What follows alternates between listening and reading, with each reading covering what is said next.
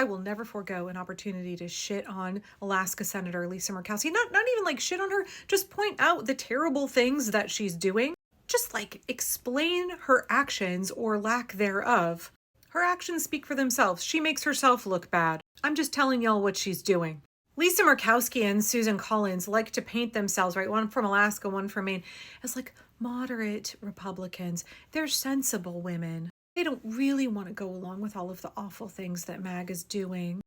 They want their moderate constituents to continue to vote for them, and they perform this kind of like sweet femininity. But at the end of the day, they always support the Republican agenda. They only vote against what's happening when the bill is going to pass anyway, as sort of, some kind of gesture. It's completely performative to convince their constituents to keep voting for them. Like, we tried, y'all. We heard earlier this year, Lisa Murkowski be like, Donald Trump is bullying us. We're being threatened with our jobs. We're being threatened with being primaried. We're scared, so we're going along with what he's demanding of us. Cool. So because you are being threatened by a bully is trying to shake you down, you are going to betray 340 million Americans, facilitate, be complicit in the rise of fascism in the United States and the destruction of our constitutional republic. Because you're scared, because you're feeling intimidated. What the fuck do you think is happening to all of us, Lisa Murkowski? It's this like, guys, I don't like it. I'm so sorry. I have to vote for this. I don't really want to. If you wanted to oppose fascism, Lisa, you would.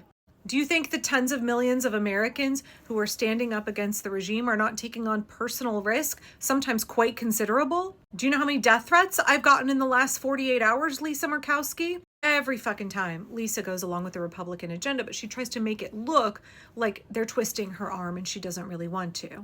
And lo and behold, we have another example. A piece came out about 5 hours ago in the Anchorage Daily News. Lisa Murkowski to vote with GOP colleagues against a measure seeking to release the Epstein Files. Both of Alaska's senators, Lisa Murkowski and Dan Sullivan, joined fellow Senate Republicans Wednesday night in voting to set aside a budget amendment that would have compelled the U.S. Department of Justice to release files related to late sex offender Jeffrey Epstein. The vote to table the amendment, stopping the Senate from considering it, was 51-49. All of the Senate's Democrats voted in favor of the amendment, as did Republican Josh Hawley of Missouri and Rand Paul of Kentucky.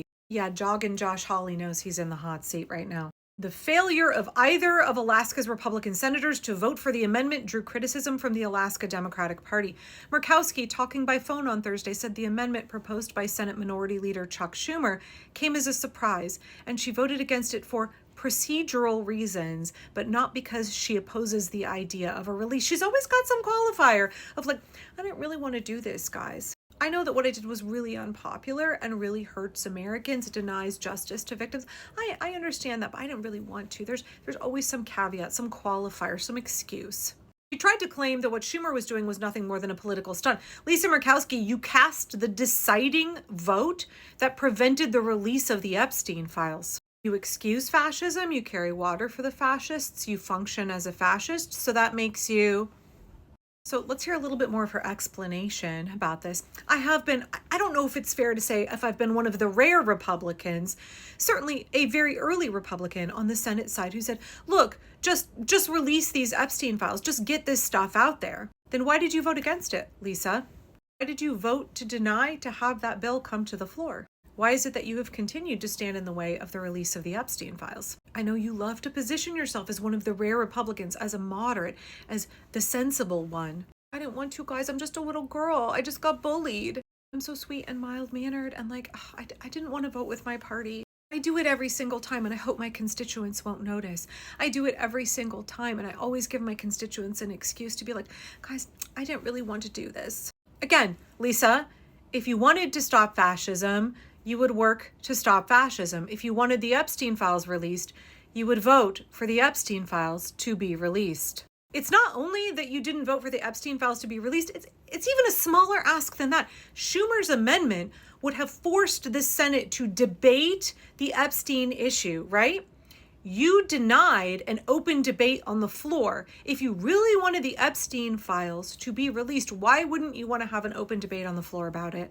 Of course, Murkowski spun this as Chuck Schumer poisoning the waters in terms of good faith negotiations between Democrats and Republicans. What good faith can there be between establishment Democrats and literal fascists, Lisa? What good faith conversation can there be with a party that voted to take away Medicaid and food stamp benefits and close hundreds of rural hospitals around the country in order to give giant tax breaks to billionaires? What good faith negotiations can there possibly be with a party that will unilaterally support Donald Trump's fascist agenda, betray their own constituents, and work to dismantle democracy? What kind of good faith negotiations is anybody supposed to have with y'all? None of your negotiations are in good faith. You love to act like a last-minute holdout. You are a last-minute holdout for the big betrayal bill, which Donald Trump now wants to rename because it's so deeply unpopular with the American people. You were a last-minute holdout because you were trying to get negotiations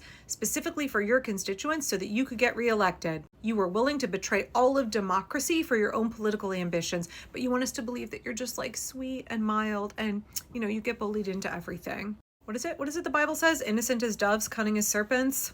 That's Lisa Murkowski. That's all I've got to say about her. Except Alaska, vote her ass out. She has been a lead weight around your neck and around the neck of democracy. I know she's not up for re-election until 2028, so start making your plans now. Find that good candidate or a handful of candidates who can run against her. She's not good for the people of Alaska. She's not good for the United States of America. She's not good for democracy.